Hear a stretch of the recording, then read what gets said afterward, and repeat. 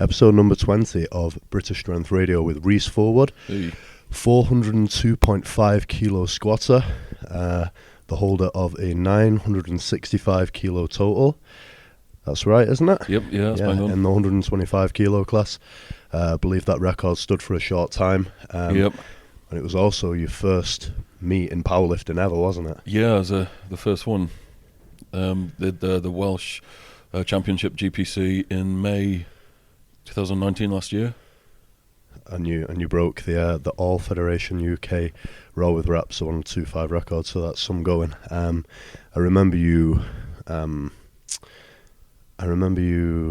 posting quite a few videos on, Instagram, Facebook, and stuff before you even competed. I think you entered a few comps, but at the last minute withdrew. And then I think everyone was kind of waiting for you to finally compete, and you ended up doing it, and it was impressive to see. So I guess were you just waiting for the right time? And it wasn't so much a case of waiting for the right time. I remember the first competition that I entered, I think, was a squat-only event at Central Fitness as a GPC one. And I wanted to just enter that because the squat is the only thing that I was comfortable with at the time, and ended up going over on my ankle and rupturing it on a staircase 6 weeks before. So that kind of threw me out completely, and I obviously had to withdraw from that. But I also entered the following year, I think was also last year. It was Midlands qualifiers also at Central, because it was the closest one to me. And I just wasn't where I wanted to be with it. I ended up getting really, really ill. And, there's 100 excuses I guess I can throw out, but I knew I wouldn't accomplish, I guess, what I thought I was capable of. So just set it back to May and ended up going through with the Welsh one.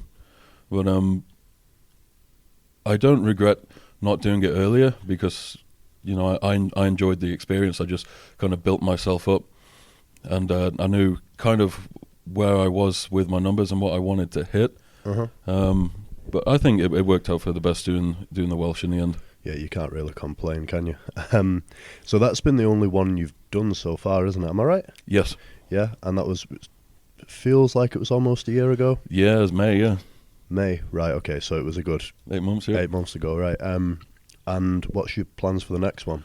So plans for the next one, looking at something earlier this year, potentially the Welsh again. I got an invite to Pro Raw in Australia and to the US Open, which I was kind of toying with the idea of, but traveling, obviously costing a lot of money and getting time off from work and possibly conflicting with the band, it was more easy to do something in this country. So I figured we might go for the Welsh again. I haven't entered yet, so I'm not 100%. I'm kind of like 90% on that one. But then towards the end of the year doing the GPC Pro Show, which is late September? Yeah, it's like the 26th and 27th, yeah, or 25th yeah. and 26th. Yeah, I'm looking forward to that too. That's going to be, if everyone comes who's entered, it's going to be absolutely mental. Yeah, there's some friggin' names down there, man.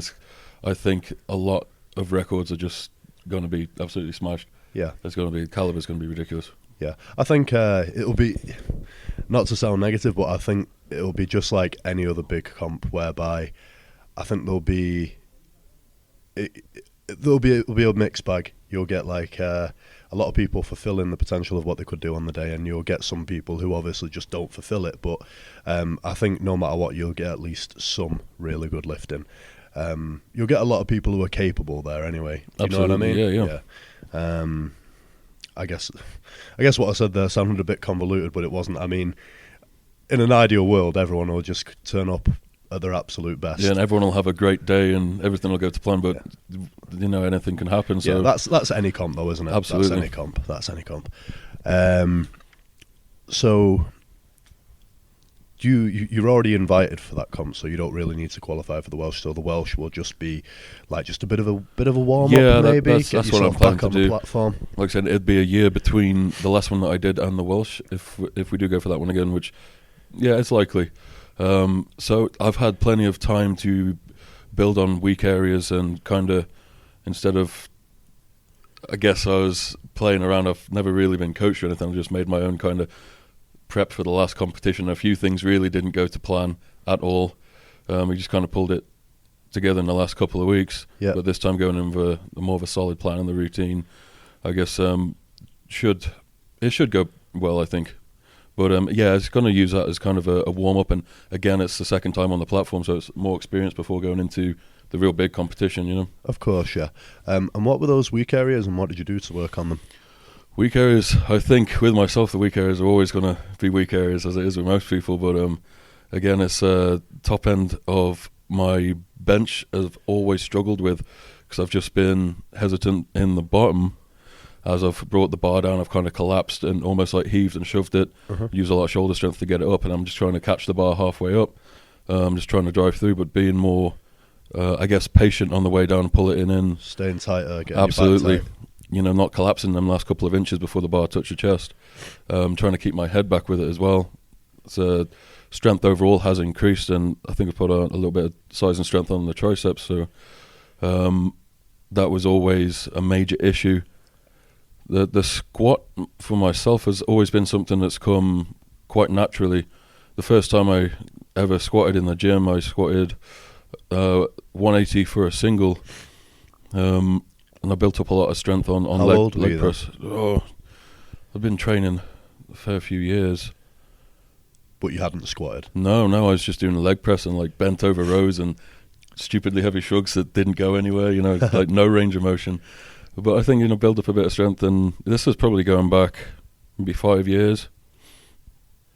And the squat's just been something that's progressed as if I just keep up my knee health and just keep up my quad strength, and the squat just seems to go. Deadlift, I hate deadlifts, but I love training them. Yeah.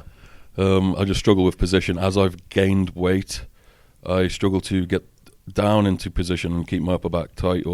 I can't wear a belt for hell when I try and get down there. So everything's got to squash together. You get your stomach and your quads and that. And so if we think about limb lengths and stuff, what do you think?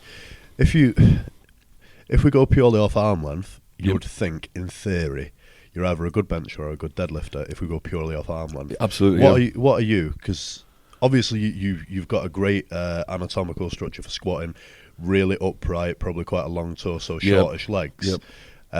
What are you suited to in terms of bench or deadlift? It's hard to tell, because, you know, I'm not supposedly great at either of them. But what would you say you had more potential on? Definitely the deadlift, I think I've got more potential with.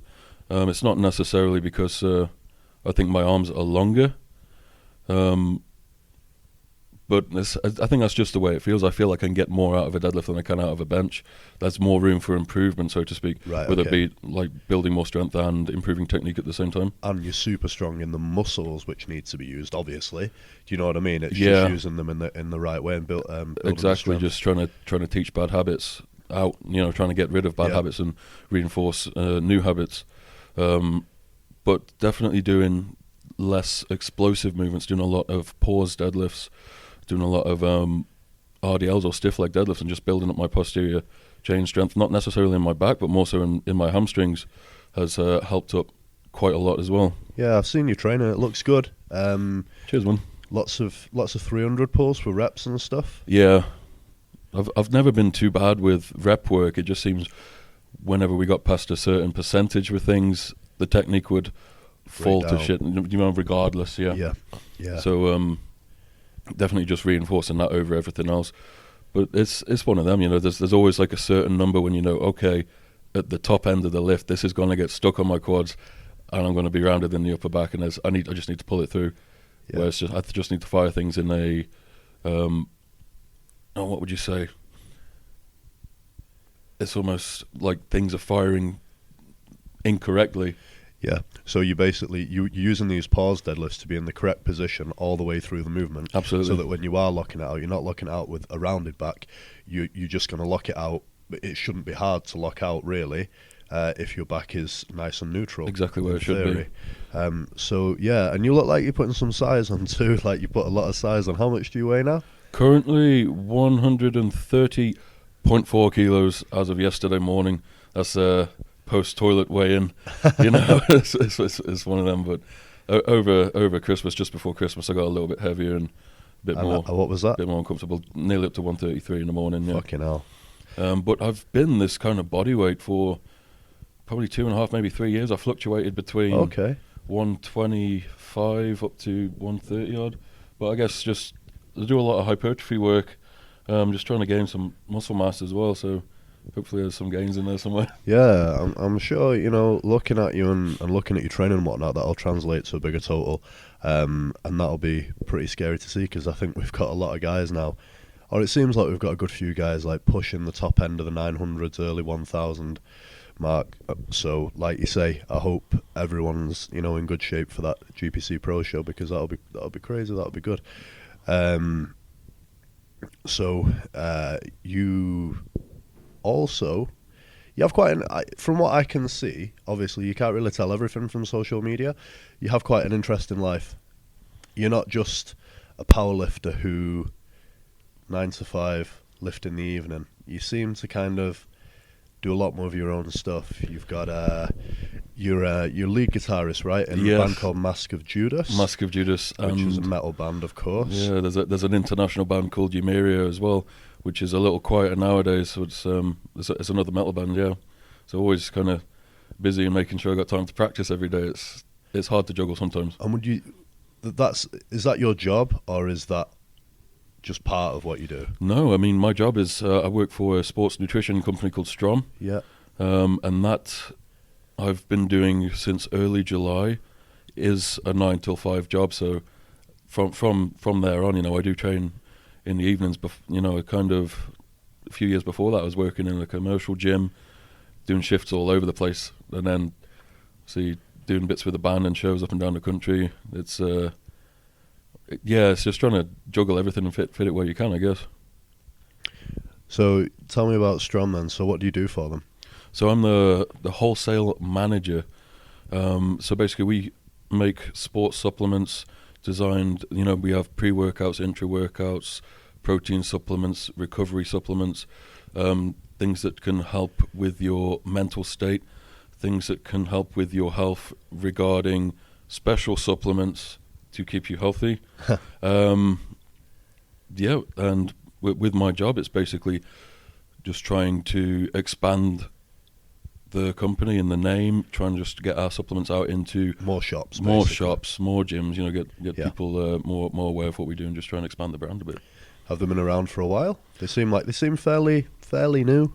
Couple of years. Strom started up by a man called Richard Foster. Started up about, I think, 10 years ago, and it didn't really take off until 5 years ago. He started releasing his own brand of pre-workout called Vascumax, which is a non-stimulant based pre-workout, basically for bodybuilders who just want a bit more of a pump. A sick pump, yeah. Mm-hmm, yeah. Then it went in more into stimulant pre-workouts, and the range has just gone on since then. But Strom it's been growing over the past couple of years. I've been good friends with Rich before I worked there, and it's definitely expanding. You know, we're trying to bring out new things all the time, yeah.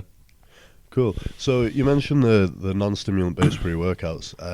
I have had like a little dabble in nootropics and stuff in the past. Is that included in there at all? Like, obviously, because a lot of nootropics, like for example, Alpha GPC and Rhodiola Rosea, they're the couple that I've tried. Although I've tried modafinil as well, but I wouldn't say that's a non-stimulant based one. Technically, it is, but it's fucking strong. Do you have any which have like nootropics and stuff in? We do in the stimulant based range. Obviously they have caffeine in as well. We have a couple of different ranges, whereas the baseline Stimumax, which is just a good all round pre-workout, we go up to Pro edition, which has Alpha GPC thrown in as well, which I really like as an everyday pre-workout, because I feel like I get a lot of focus out of it without being too amped up. And then we have a step up, which also adds in it's like a Cagelia sausage fruit extract, which it does feel almost like you get tunnel vision, but it lasts about 5 hours. So sometimes when you're training, it's especially in the evening, you can't sleep on it. But so what's it? Cagelia sausage fruit extract? It's a sausage fruit, yeah. I don't know a great deal about it. I just know Rich puts these crazy things in these pre-workouts, and that's freaking strong as hell. So when you say you get more focused with the Alpha GPC and stuff, would you say that could help with things like just your work and studying and things like that, the Alpha GPC? Alpha GPC, it kind of tunes you in, but because it's in a pre-workout which has you got your B-alanine and your caffeine as well, it can't get amped up and you want to train. Yeah, so you can't really tell unless you take it in isolation. Yeah, I would imagine, which is not something that I've ever done. We do have a different product called Support Max Neuro.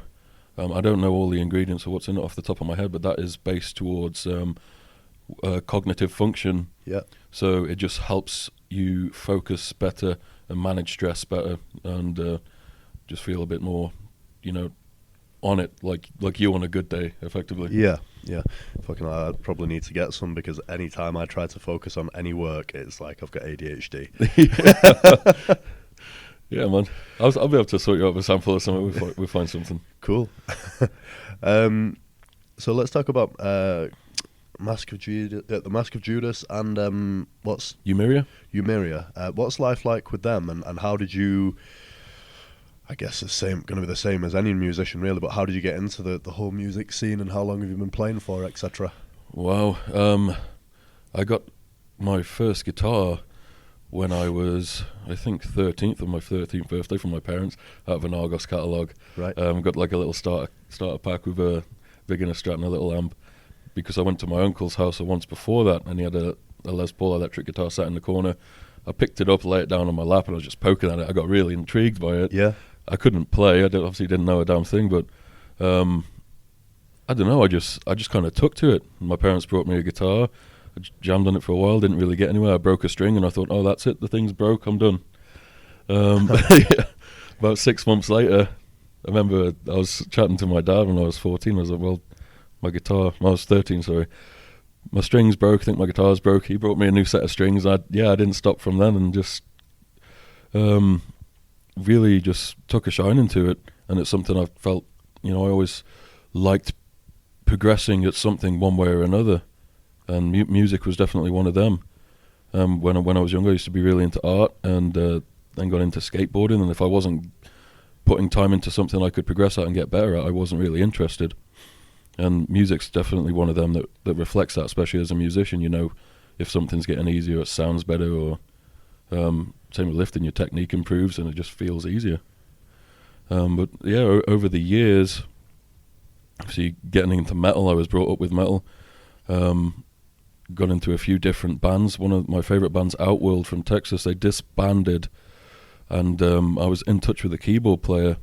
He kind of liked what I was doing instrumentally at the time, and he basically said he wanted to start up a new band just for himself, and I was kind of blown away by this. Yeah. So my favourite band have disbanded, and this keyboard player wants to do something with me.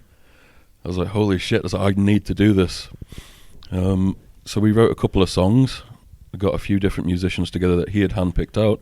That turned into Eumeria. So we had Bobby Williamson, who's a keyboard player from Texas, a guy called Sean Kasich, who's also a lad from Texas.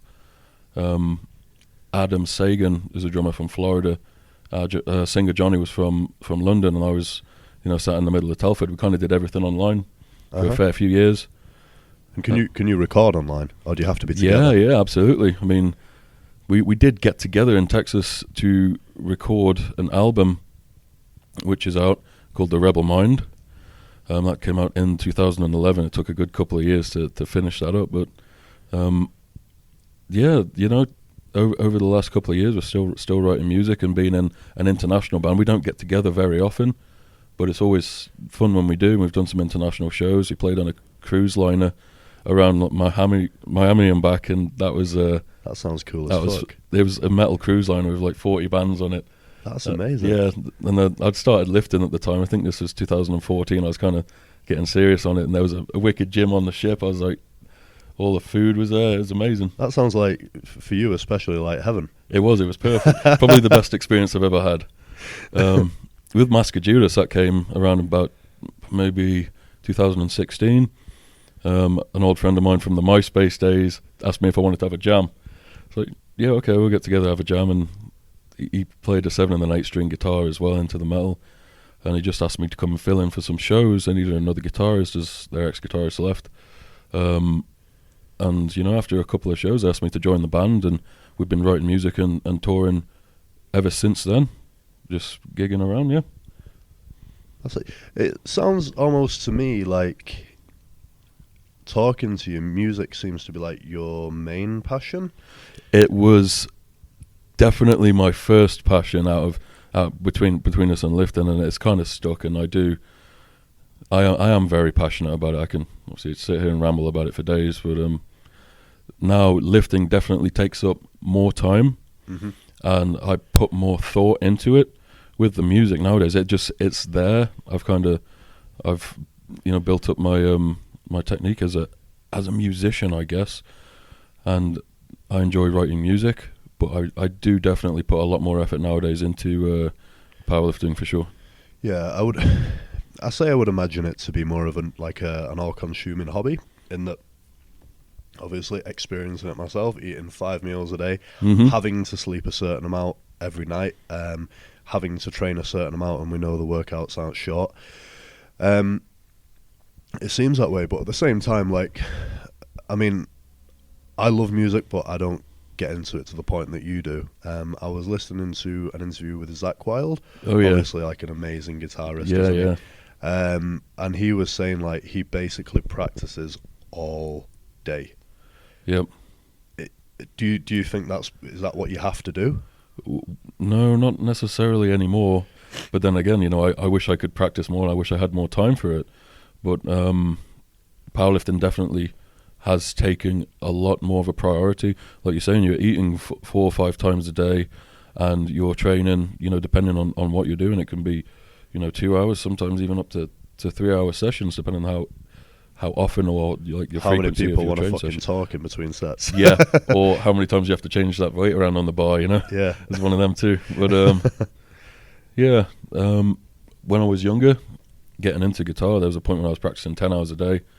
Nowadays, I kind of get home in the evening, have my dinner after training, and just pick up my guitar for a bit before I hit the hay on a weekend or whatnot. I kind of play a little bit more. And if we have shows or studio coming up, obviously make time for practicing and preparation for whatever we need. Cool. So, do you have any, like, obviously, if you were to become, I mean, I don't know how popular your bands are. I need to check. Are they on Spotify? Yeah, we're both. I've listened both to on some of your Spotify. stuff on Facebook, but I need to check them out like properly and have a proper listen in my car on Spotify. But like, how far away would you say you are from, like, could you make this a living one day, or is it literally just opportunities? Like, you're good enough, you just need the opportunities. Would you want to make it a living, or? I'd gonna say no. No. Simply because I love training, and I love powerlifting more than anything else. Not only that, but I think the way the music industry is currently, the only way we could make a living out of being a musician would be touring nearly 365 days a year, because not many people buy albums anymore. No. You know, if you're touring, if you're selling merch, selling T-shirts, you can sustain a living, but at the cost of your home life, your personal life, anything else, it just, you know, it consumes it. So say you have a show in an evening at 9 p.m. in a city, and the next night you've got a show 3 hours away, and say you need to be there at 5 p.m. to check in. You don't load out until the one night, and you're traveling, you're packing down gear, you're sleeping in travel lodges, or, you know, if you've got a bit of cash, you're trying to sleep in a van or a bus or something. It's like you can't train, you can't prep food. The times where we have gone on short tours here and there, training takes a back seat. You know, nutrition becomes, I'm going to pop into Tesco and get some, you know, pre-cooked food and kind of eat what you have to, basically. Yeah, I can imagine it would be almost impossible. I mean, another band who I follow, Trivium, I know Matt Heafy is into jiu-jitsu. I love Trivium, man, yeah. Yeah, they're great. I liked the earlier stuff probably more. Ascendancy and Ember. Yeah, yeah. And he was saying he was into jiu-jitsu, but it's like, well, he can practice pretty much wherever, and he only needs people. He doesn't need a full gym, and obviously he doesn't need to eat that much because he's about fucking 9 stone piss wet through. Yep. But yeah, I can imagine doing a sport to a high level like powerlifting, like while you're on the road 365 days a year, must be, yeah, like you say, it makes a lot of sense now what you're saying. Absolutely, yeah. I mean, you're just trying to balance things best you can when it comes up. But like you say, if I had the opportunity to become a musician full time, I enjoy playing live. I enjoy writing music, but as a, I guess, a lifestyle, I think powerlifting is what keeps my head on my shoulders more nowadays, for sure. Yeah, and you've got a ton of potential in that as well. I mean, it's where your work comes from as well, isn't it? You know what I mean? Strom. Yeah, of course. You probably got involved with Strom partially because you're a good lifter too. Do you know what I mean? Yeah. It probably helps you that you're a good lifter to have these connections and stuff. Definitely. Yeah, so I guess that is integral to your living.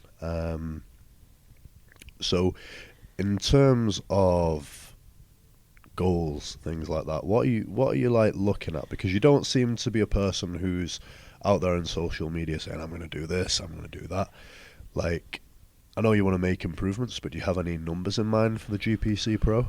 For the GPC Pro, not specifically for that competition. There's things that I want to achieve, things that I think, you know, at the rate that I've been going, I can achieve. But I don't really want to throw out big numbers and say I need to total this or I need to hit this at this specific show.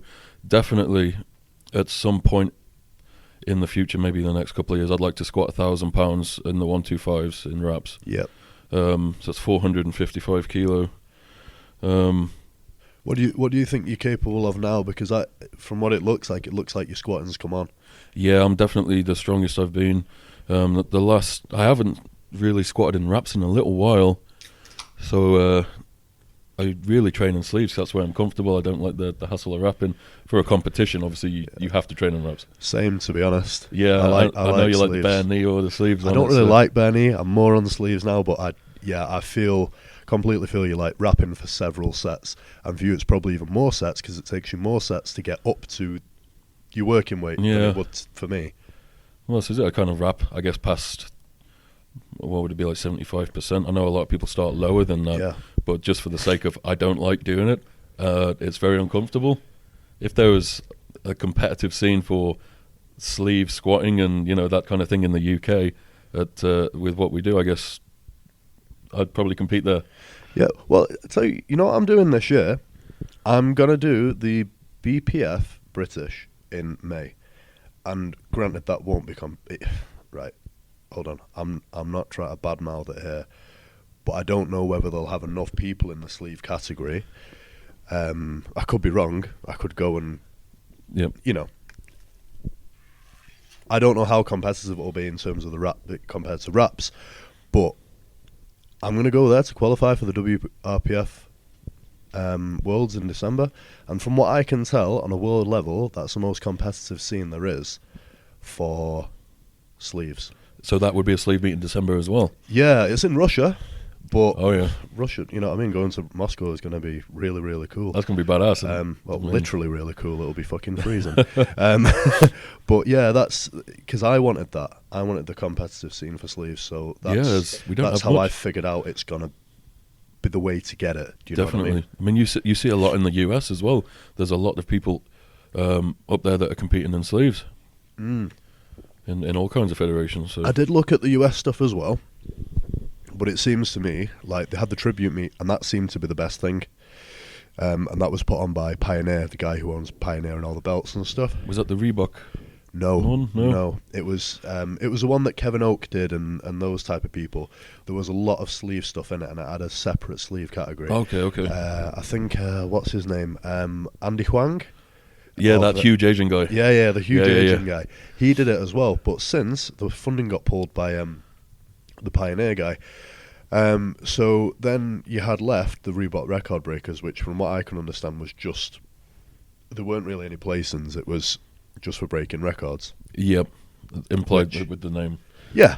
I guess. So let's not talk about the standard of judging. Then fucking hell, the funding got pulled from that as well, presumably because of the standard of judging. Yeah. I mean, I don't know the full ins and outs. No. But it seems as if like America still, and then you've got Boss of Bosses, which again had judging problems. It seems like, because I looked and I think the WRPF for sleeves is pretty much the only place to go. And I could even be wrong there. I could go and it might be shit, but I guess we'll figure that out. yeah. When we get there, yeah. Yeah. But yeah, it might be worth considering for you. That's all I was saying, because it's later in the year. You can do the GPC Pro. Absolutely. I mean, it's definitely, maybe an option. I want to get this one out the way. I do want to get back into reps, just to kind of see what's there, but I don't particularly enjoy training in them. Yeah. It's just one of them things you got to do because, like I said, that's where the competition is. That's what everyone else is doing. Of course, I've come round to that idea now as well. Yeah. And will you do Pro Raw the year after 2021? Maybe if there's an invite there, then yeah, most probably. I'd like to. I imagine Marcos would invite you. Yeah. Definitely, I imagine he would. I don't see any reason why not.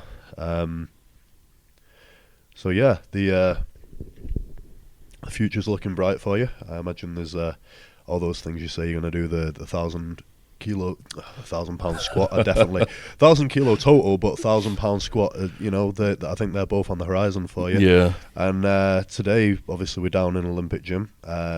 You're here because your girlfriend Stella Higgins is doing some training. She's doing some equip bench. I was going to squat today. Obviously, she needs a little help getting in and out of a suit, so I can't get a decent focus squat session in whilst doing that. She needs a bit of attention, so I'll do some accessories. It's almost like a training session of itself, isn't it? Helping someone out with equips.